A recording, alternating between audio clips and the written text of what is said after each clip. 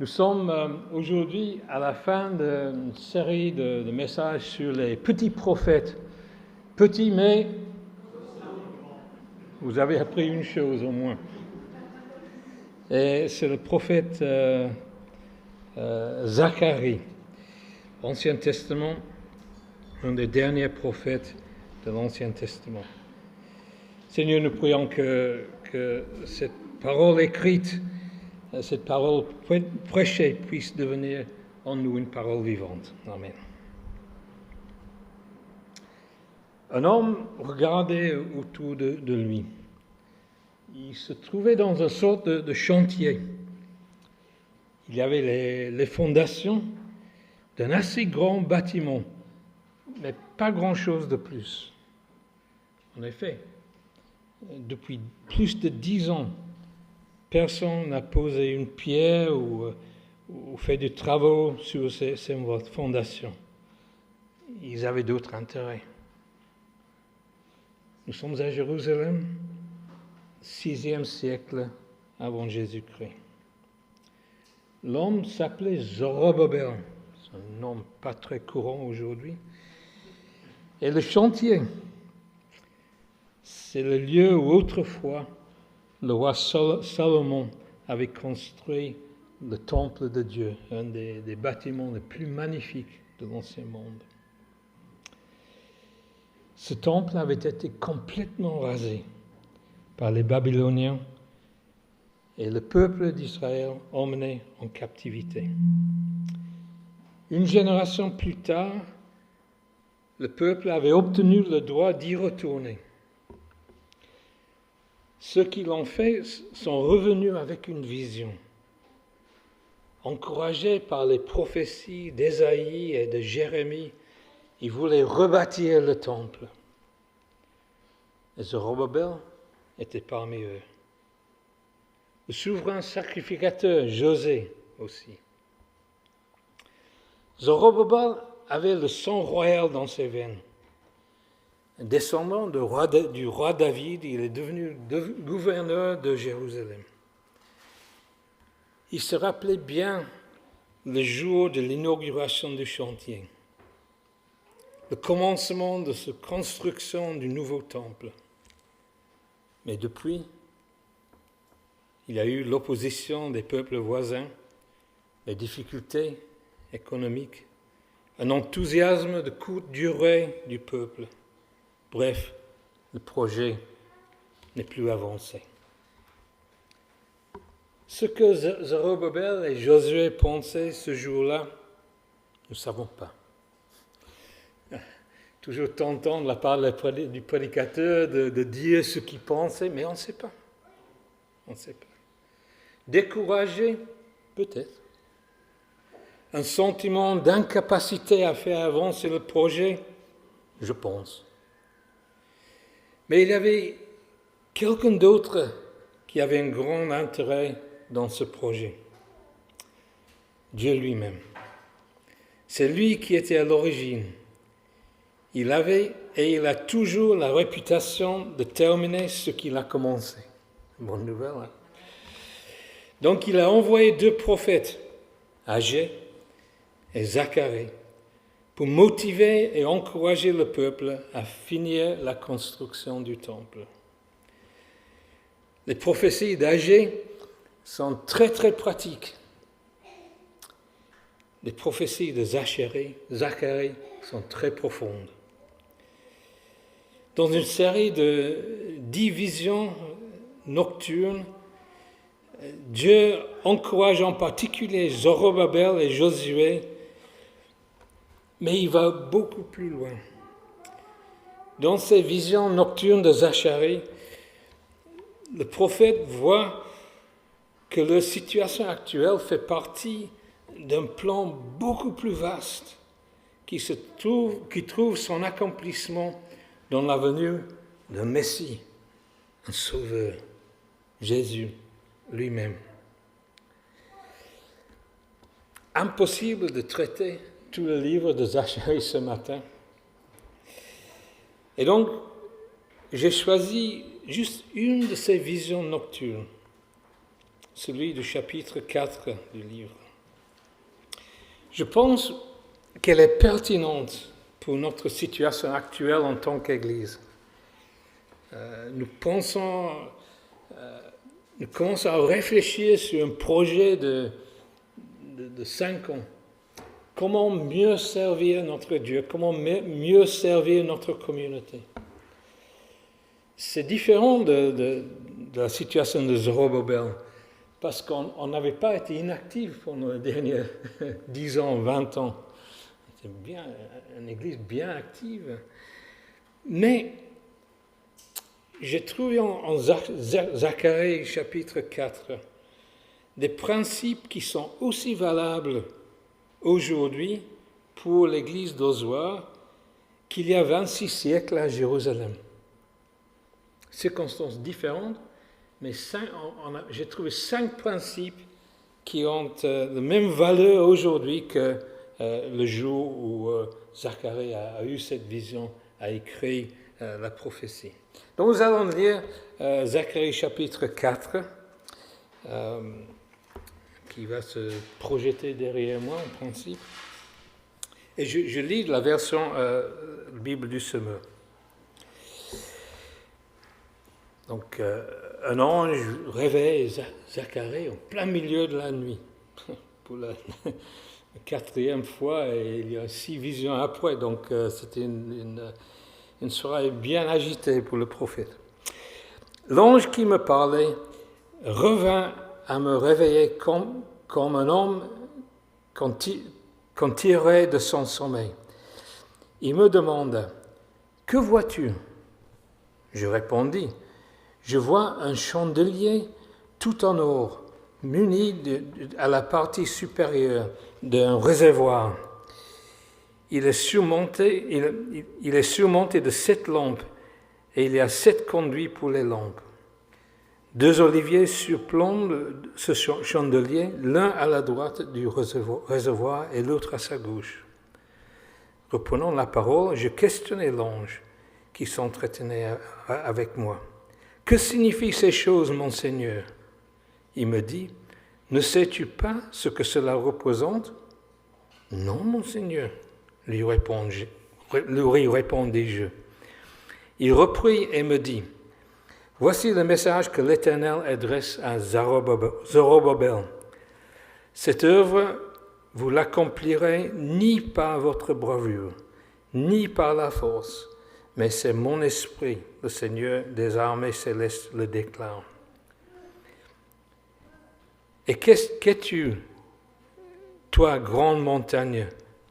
Devant Zorobabel, tu seras transformé en plaine. Il extraira de toi la pierre principale au milieu des acclamations.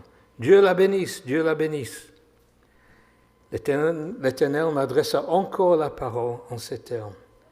Zorobabel a posé de ses mains les fondations de ce temple et il en achèvera lui-même la reconstruction.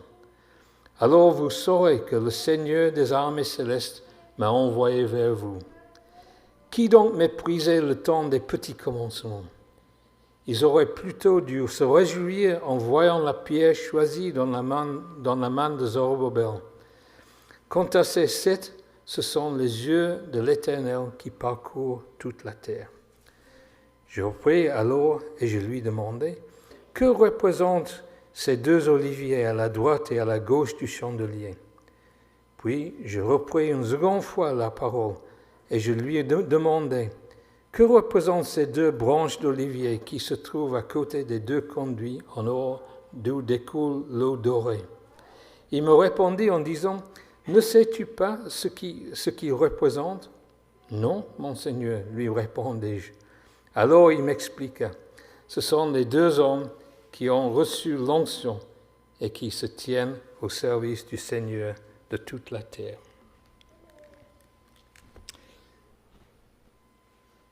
Qu'est-ce qu'il a vu, Zacharie? Un chandelier en or surmonté de 7 lampes. Le chandelier était alimenté d'huile par un réservoir d'huile qui lui-même était alimenté directement par 2 oliviers. Ça m'a fait penser à nous quand on va en vacances Rosemary a tout un système pour nourrir les plantes dans la maison. Et donc, quand on part en vacances, il y a les plantes là, il y a les bouteilles d'eau, il y a les fils à droite, à gauche. Je ne sais pas si ça marche ou non. Mais en tout cas, dans cette image du chandelier, il y avait ce chandelier qui était nourri, qui était alimenté par un réservoir, qui était alimenté par des oliviers. Quand il a vu cette vision, Zacharie, il ne comprend rien, et nous non plus. Mais heureusement, l'ange a expliqué, comme tout bon prédicateur, a expliqué la signification et l'application de cette vision qu'il a eue. Et donc, en comptant avec l'aide du Saint-Esprit, on va essayer de faire la même chose aujourd'hui. Donc, on y go. 5 encouragements pour Zorobabel et pour nous. La première chose qu'il a vue, c'est le chandelier. Il y avait un chandelier avec 7 lampes dans le tabernacle construit par Moïse et dans le temple qu'a bâti Salomon. Donc, dès le début de l'adoration de Dieu par le peuple d'Israël, il y avait un chandelier dans le tabernacle et plus tard dans le temple. Le chandelier représentait le service et le témoignage du peuple de Dieu. Dieu a toujours voulu que son peuple soit une lumière aux nations, un moyen de montrer sa gloire dans le monde. Et donc là, il y avait un encouragement pour Zorobabel. Le plan de Dieu n'avait pas changé. Le symbole qui était là dans le tabernacle, qui était là dans le temple, est toujours là. Le plan de Dieu n'avait pas changé. Malgré leur indifférence, malgré leur inactivité, malgré l'opposition, le plan de Dieu était toujours là. C'est comme si Dieu disait à Zorobabel, Zorobabel, tu n'as pas vu beaucoup de progrès dans ce chantier, mais sois rassuré, je reste fidèle à mon plan, je reste fidèle à mon peuple.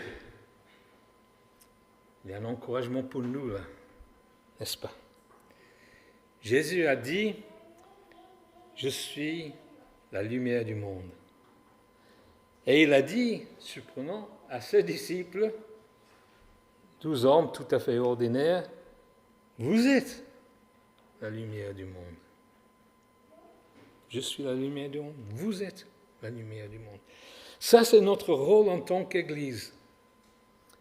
Que par nos cultes, que par nos activités, que par notre témoignage, nous soyons une lumière, un signe que Dieu est présent dans ce monde, une manifestation de sa gloire.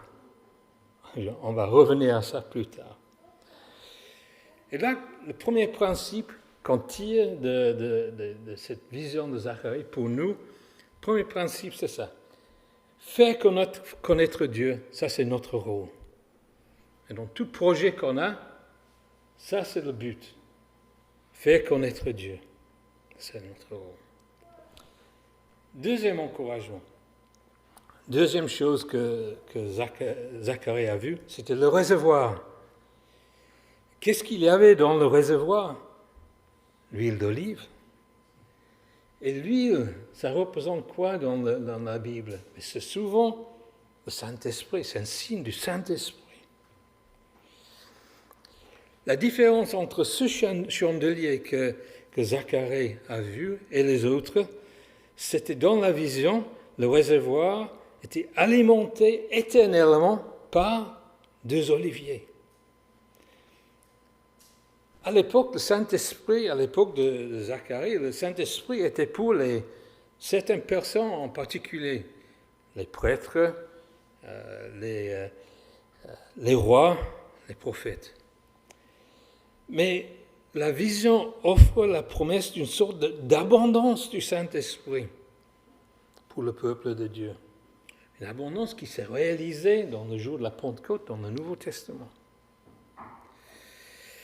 Et donc, c'était un encouragement pour Zorobabel. On a cette promesse extraordinaire que Dieu lui donne. Cette œuvre, vous l'accomplirez ni par votre bravure, ni par la force, mais c'est par mon esprit. C'est par mon esprit. Le Seigneur des armées célestes le déclare. C'est un encouragement pour Zorobabel. Ce n'est pas par sa propre force qu'il allait accomplir le projet, mais par le Saint-Esprit. Et c'est un encouragement pour nous, n'est-ce pas? Jésus a dit à ses disciples, « Mais le Saint-Esprit descendra sur vous, vous recevrez sa puissance et vous serez mes témoins à Jérusalem et jusqu'au bout du monde, Osoir y compris. » Jésus n'a pas dit ça, mais on est inclus dans tout le monde. Je pense à une citation de William Booth, le fondateur de l'Armée de Salut. La fille de Booth avait passé une journée à Londres, dans le 19e siècle, en faisant l'évangélisation, en témoignant de Jésus. Elle est rentrée à la maison et Booth lui a posé une question.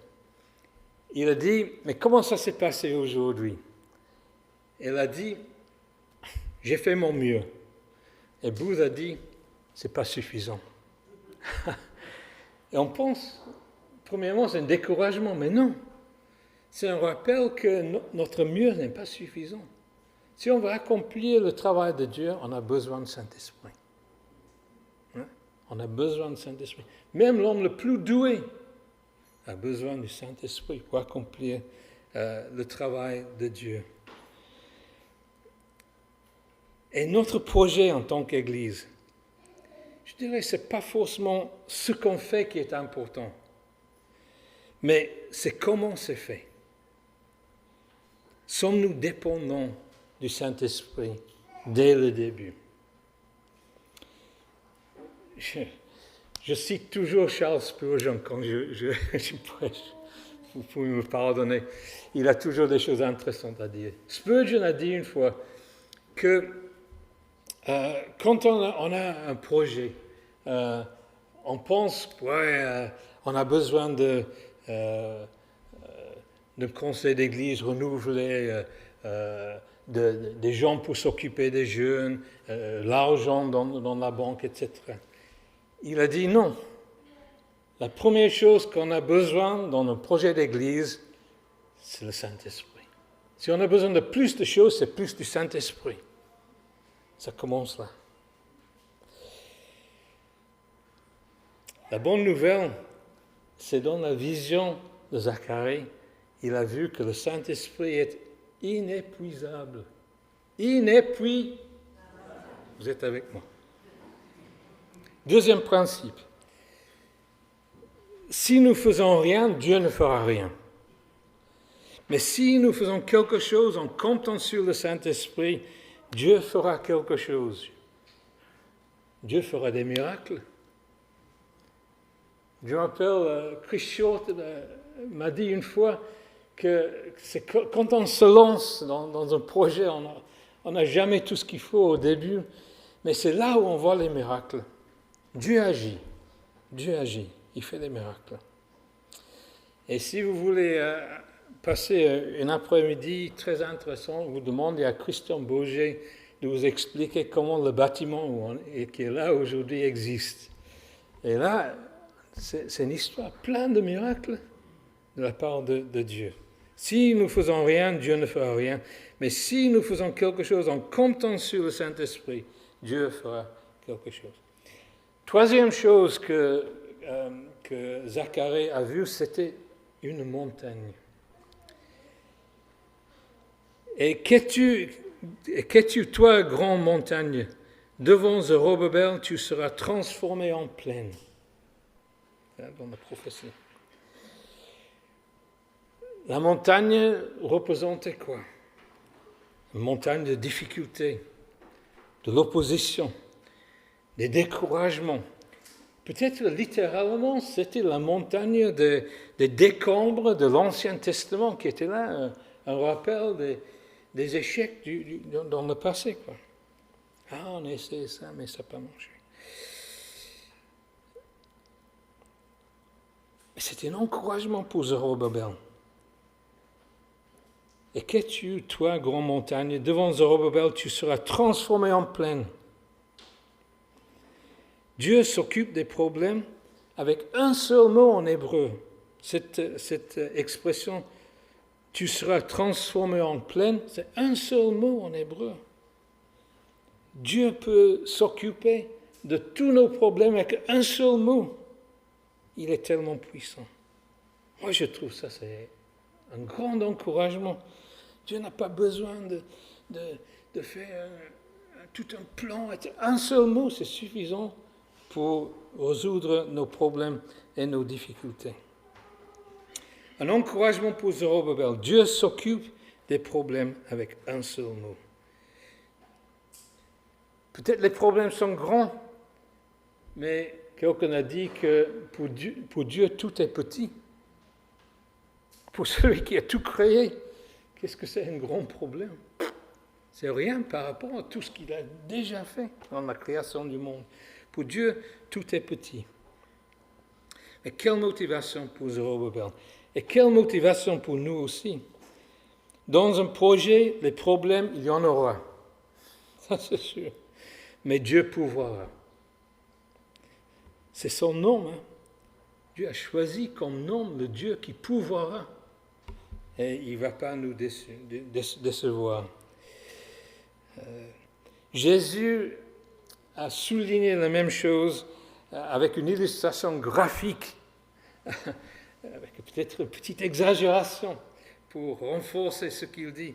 Il dit « Aie foi en Dieu, vraiment je vous l'assure, si quelqu'un dit à cette colline « Soulève-toi de là et jette-toi dans la mer », sans douter dans son cœur, mais en croyant que ce qu'il dit va se réaliser, la chose s'accomplira pour lui.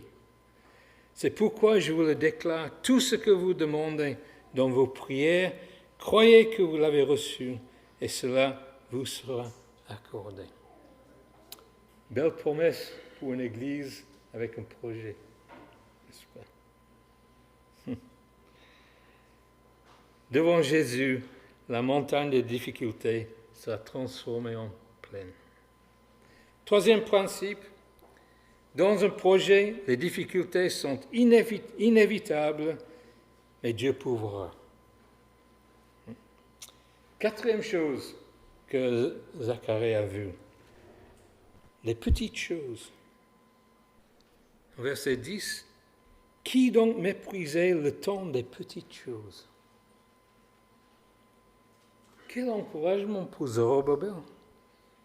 C'est sûr que lui, il était tenté de faire la comparaison entre lui, gouverneur de Jérusalem, et son ancêtre, le grand roi David, qui a conquéri tout le territoire, tous ses ennemis, etc.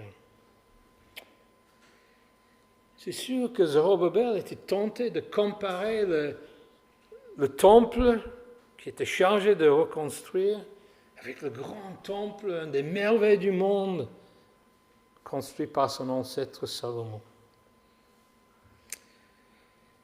Mais Dieu dit, qui donc méprisait le temps des petites choses? Ce n'est pas important si c'est grand ou petit. L'important, c'est le travail de Dieu. C'est le travail de Dieu. Et le travail de Dieu commence toujours avec des petites graines, avec des petites choses. C'est un encouragement pour nous. Je dis que nous sommes appelés à être une manifestation de la gloire de Dieu. Mais souvent, quand on entend ça, on pense à quelque chose de grandiose. Mais non.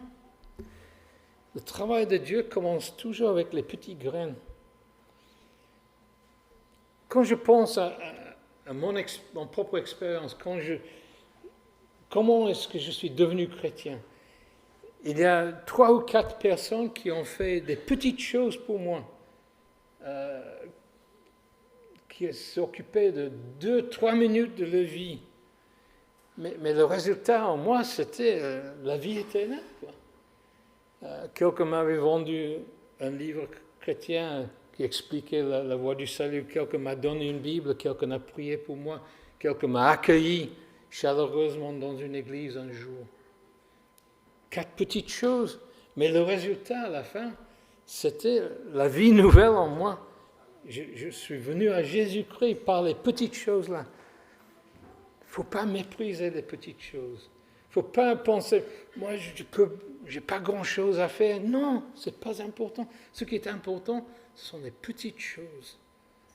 Mais avec la vie de Dieu dedans, comme une semence. C'est un encouragement. À certaines périodes dans ma vie, j'ai gardé un journal, j'ai écrit chaque jour, le matin, je réfléchissais sur ce qui s'est passé le jour avant et essayais de voir ce que Dieu m'avait essayé de communiquer pendant le jour avant. Et quasiment chaque jour, j'ai trouvé quelque chose. Et souvent les petites choses, mais ça reste dans ma tête, ces encouragements que j'ai reçus là. J'ai l'impression que Dieu est toujours en train de semer les petites choses. Et c'est à nous de discerner quelles sont les petites choses là. Réfléchissez, qu'est-ce que Dieu a fait dans ma vie? Hier, aujourd'hui. Parfois, c'était juste les petits encouragements. Mais ça, si c'est la vie de Dieu est dedans, ça grandit. C'est comme une semence. Quel encouragement pour nous. Dieu est toujours en train de semer. Jésus a dit à la fin du parabole du semeur, « Celui qui écoute la parole et la comprend porte du fruit. Chez l'un, un grain en rapporte 30, chez un autre 60, chez un autre 100. » Donc, notre projet d'église commence avec une petite annonce de la part de Manu. Mais si Dieu est dedans, il y aura du fruit. 4e principe, le travail de Dieu commence toujours avec les petites choses, avec les petites graines. Refléter la gloire de Dieu n'est pas quelque chose de grandiose, mais plutôt une question de petites choses qui portent du fruit. Je pense à un couple missionnaire qui sont venus à l'église de... C'était l'église de Vierzon, oui, de Vierzon. Et à la fin, ils ont raconté tout ce qu'ils ont fait au Brésil. Et c'était vraiment un ministère rempli de miracles, rempli de grandes choses que Dieu avait fait. Et à la fin, une femme est allée voir l'épouse dans le couple de missionnaires. Et elle a dit, mais vous avez fait énormément de choses. Et moi, tout ce que je fais, ma foi est tellement petite. Et Jackie Emmons, la missionnaire, a dit, mais ça c'est super. Elle dit, si votre foi est petite, ça laisse beaucoup d'espace pour la croissance. N'est-ce pas? 5e et dernier principe,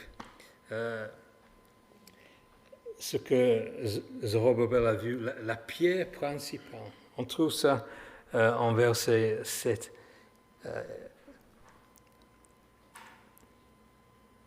Est-ce que tu, toi, grande montagne, devant Zorobabel, tu seras transformé en plaine?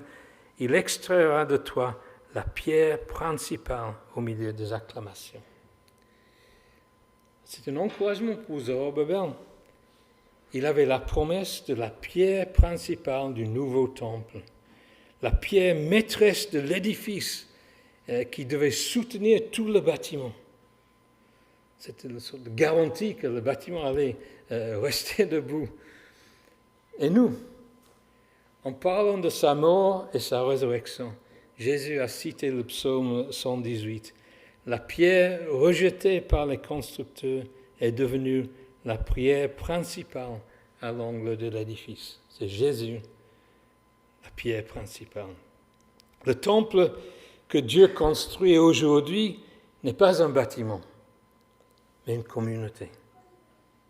Nous sommes comme des pierres vivantes qui construisent notre vie en communion avec Jésus-Christ, le Fils de Dieu, mort et ressuscité et vivant pour toujours. Et donc, le 5e principe, c'est tout projet de Dieu repose toujours sur Jésus. Lorsqu'il y a des conflits dans le cours d'un projet, revenons à Jésus. Je pense à mon fils Andrew qui, le premier travail qu'il a eu quand il a terminé ses études, c'était en Azerbaïdjan. Il travaille pour une société d'exploitation de pétrole. Et c'était un grand projet. Le budget était plus grand que le budget de tout le pays d'Azerbaïdjan. Et donc, à un certain moment, il y avait un conflit entre deux membres de l'équipe, deux membres importants de l'équipe. Et jusqu'au point qu'un des membres avait écrit sa lettre de démission et voulait retourner en France. Et le chef de l'équipe a imploré ces deux hommes de se réconcilier pour le bien du projet. Et moi, je dirais que pour nous, en tant qu'Église, avec un projet, ce n'est pas le projet qui va nous tenir ensemble, mais c'est la prière principale. C'est Jésus. C'est Jésus. Tout le poids du projet repose sur lui. C'est lui qui porte le projet sur ses épaules. Et nous pouvons compter sur lui. S'il y a des désaccords, s'il y a des problèmes dans les équipes, il faut aller à Jésus. Lui, il peut résoudre ça. C'est lui qui nous unit. Ce n'est pas le projet, c'est Jésus lui-même. La pierre vivante, la pierre principale, la pierre maîtresse dans tout projet de Dieu. Donc je résume les 5 principes. Le premier principe, faire connaître Dieu, ça c'est notre rôle. Deuxième principe, si nous ne faisons rien, Dieu ne fera rien. Mais si nous faisons quelque chose en comptant sur le Saint-Esprit, Dieu fera des miracles. Troisième principe, dans un projet, les difficultés sont inévitables, mais Dieu pourvoira. Quatrième principe, le travail de Dieu commence toujours avec les petites graines.